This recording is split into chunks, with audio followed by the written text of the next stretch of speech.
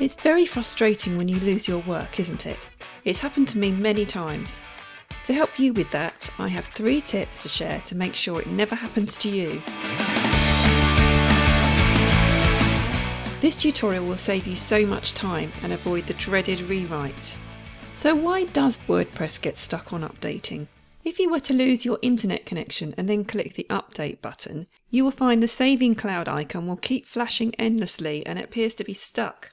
If your cloud icon is continuously flashing right now, keep watching to find out how to solve this annoying glitch. Tip number 1. Immediately copy all your content.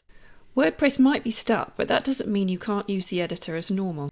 Use this limbo time to pop across to the Editor Options panel and click Copy All Content. All your text will then be saved into your clipboard. If you think your internet is all good now, you can safely reload the page.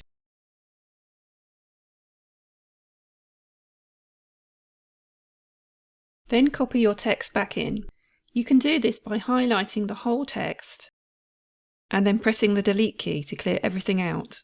Then press Ctrl or Command V to paste in the text you copied earlier. If anything goes wrong, use Ctrl or Command Z to go back.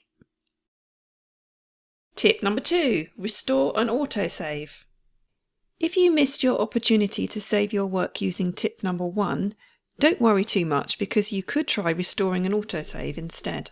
Do note that an internet connection is needed to take an autosave.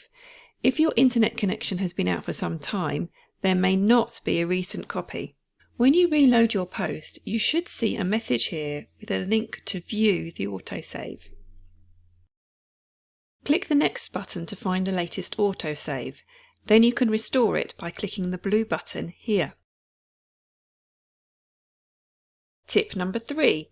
Consider writing your post somewhere else first. If you write your posts in a desktop app first, there is less chance for you to lose your work. Here are some options. Write in the Grammarly app. There is a desktop app you can freely download and then connect to your Grammarly account. When you write your post in Grammarly, you get all the benefits of Grammarly spelling and grammar checking. Then you can cut and paste your work into a WordPress post when you're all done writing.